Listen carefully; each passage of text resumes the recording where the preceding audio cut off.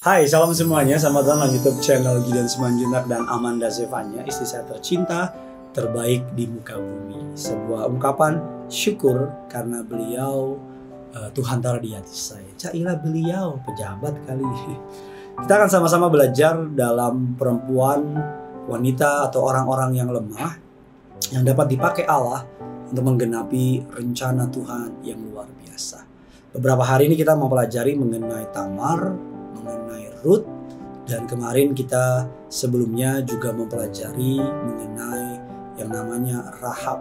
Ini kita akan masuk kepada bagian yang terakhir, yaitu perempuan yang dikenal atau bahkan mungkin sangat dikenal oleh orang-orang yang mengenal kisah Daud, yaitu yang kita kenal dengan nama Bathsheba. Bathsheba adalah istri dari seorang prajurit terbaik Raja Daud namanya Uria. Namun Bathsheba kemudian menjadi istri dari Daud. Daud pertama kali mengenal Bathsheba, kita tahu kisahnya ketika semua orang pergi berperang di akhir tahun. Daud sendirian di atas loteng istana dan melihat Bathsheba sedang mandi. Daud memanggilnya dan kemudian terjadilah sebuah hubungan yang melukai hati Tuhan. Dari hubungan tersebut, Daud melakukan segala cara untuk mendapatkan Bathsheba dalam kehidupannya. Daud memerintahkan panglima perangnya untuk menyuruh Uria pulang ke rumahnya, tapi Uria seorang yang sangat mencintai pimpinannya, tidak mau pulang ke rumahnya sebelum peperangan usai. Siasat tersebut gagal. Daud memerintahkan panglima perang untuk menaruh Uria di medan pertempuran yang paling depan. Namun selebih dahulu itu saudara, saya sampai lupa saudara. Kita mau sama-sama doa dulu ya. Saking semangatnya ini membahas kebenaran firman Tuhan. Bapa dalam surga, dalam nama Tuhan Yesus, kami menyiapkan hati kami untuk diberkati oleh kebenaran firman Tuhan. Pakailah hamba-Mu untuk boleh menjadi seorang berkat. Kami percaya Roh yang Kudus ada bersama-sama dengan kami. Di dalam nama Tuhan Yesus. Amin. Kembali ke laptop saudara. Lalu Daud memerintahkan panglima perangnya untuk menaruh Uria di medan peperangan yang paling depan. Dan kita semua tahu Uria mati karena diserang oleh musuh. Ketika keadaan serangan makin kuat, Daud memerintahkan panglima perang untuk menarik dukungannya. Kemudian Daud mengambil Bathsheba menjadi istrinya, di mana hal tersebut membuat Tuhan murka dan menghukum Daud. Salah satu hukumannya, Nabi Nathan dipakai oleh Allah untuk menulahi anak mereka sehingga mati. Namun Bathsheba juga Tuhan pakai sebagai sarana keselamatan dengan menjadi nenek moyang sang juru selamat, sehingga namanya tercantum dalam silsilah Yesus. Memang disebutnya sebagai istri Uria, bukan istri Daud.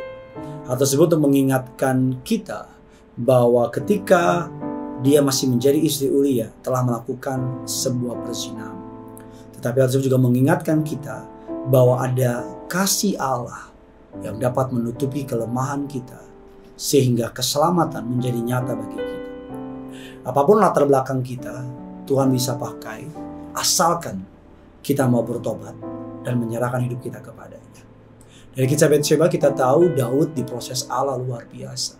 Dan proses tersebut menghasilkan sebuah pertobatan yang kokoh, pertobatan yang sungguh, pertobatan yang luar biasa di hati Daud.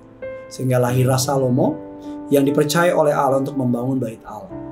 Dari kisah tersebut kita mengetahui bahwa semua kesalahan pelanggaran kita, Allah dapat mengubahnya menjadi sebuah kisah yang manis kalau kita mau bertobat dan menyerahkan hidup kita kepada Kristus Yesus. Jangan menyerah dengan kegagalan hari ini. Kegagalan akan menjadi kegagalan selama kita menyerah. Tapi kegagalan akan menjadi sebuah pelajaran yang indah selama kita terus mencoba. Maju terus. Kalau gagal, perbaiki apa yang gagal dan coba lagi yang baru bersama dengan Tuhan.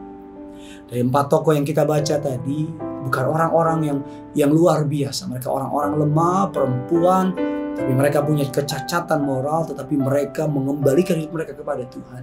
Dan Tuhan dapat memakai mereka. Tamar, Rahab, Ruth, dan yang terakhir Bathsheba. Orang-orang lemah, orang-orang tidak berdaya, orang-orang yang gagal. Tapi Tuhan pakai mereka untuk memuliakan nama Tuhan. Dari garis keturunan mereka, Allah memakainya untuk menjadi keselamatan bagi manusia. Mungkin hari ini bagi dunia engkau dianggap sebuah kegagalan. Tapi Tapi selama engkau gak menyerah sama hidupmu, Tuhan punya rencana yang indah bagi hidup. Mungkin bagi dunia engkau dianggap habis, it's over, game over, the end. Tapi jangan pernah kasih titik ketika Tuhan masih kasih koma. Tuhan punya rencana yang besar, yang indah, yang luar biasa dalam setiap hidup saudara dan saya. 4 wanita tersebut menjadi pembelajaran yang indah buat saudara dan saya. Belajar terus dalam hidup ini. Belajar memperbaiki hidup, belajar memperbaiki hati, belajar memperbaiki pikiran, belajar memperbaiki masa depan. Karena masa depan adalah milik mereka yang terus berusaha, tidak pernah menyerah, tidak putus asa. Kalau capek, istirahat sebentar boleh. Kalau lelah, beristirahat sebentar, break, take sabbatical leave, it's okay. Tapi jangan pernah menyerah dalam hidup ini. Karena Tuhan telah menyelesaikannya bagi saudara dan saya. Rahab, Tamar, Ruth, Bathsheba. Tuhan memakai orang-orang yang lemah untuk menggenapi rencana bagi keselamatan umat manusia. Apa yang menjadi kelemahanmu hari ini, bawa kepada Tuhan. Apa yang menjadi kegagalanmu hari ini, serahkan kepada Tuhan. Dia tukang sampahnya. Dia memungut kita sebagai sampah dan dia memperbaiki menjadi hal yang mulia. Kita semua sampah, tapi Tuhan datang ke dia pungutin sampah itu, memperbaiki. Kita semua barang rongsokan, kita semua barang yang gak bisa dipakai lagi. Tapi Tuhan tetap percaya kepada kita, memperbaiki kita menjadi barang yang indah. Dan kita dapat melihat mereka, orang-orang yang dipulihkan oleh Tuhan. Kalau mereka bisa dipulihkan Tuhan, engkau juga bisa dipulihkan Tuhan. Tulis kolom komentar di bawah, bilang Tuhan aku mau menyerahkan kelemahanku kepadamu, sehingga Tuhan dapat memakai engkau untuk kemuliaan bagi nama. Yang punya surga, crazy love with you. Mari sama-sama kita mau datang sama Tuhan. Haleluya. Betapa besar kasih pengampunanmu Tuhan. Tak kau pandang hina hati yang hancur.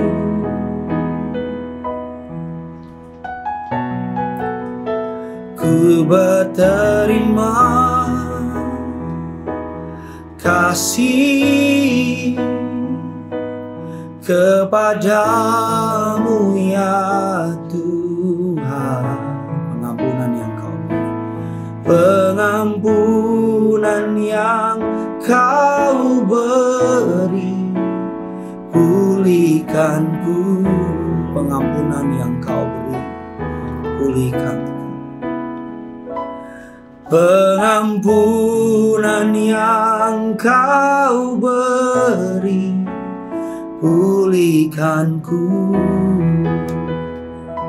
Pengampunan yang kau beri, pengampunan yang kau beri, pulihkanku.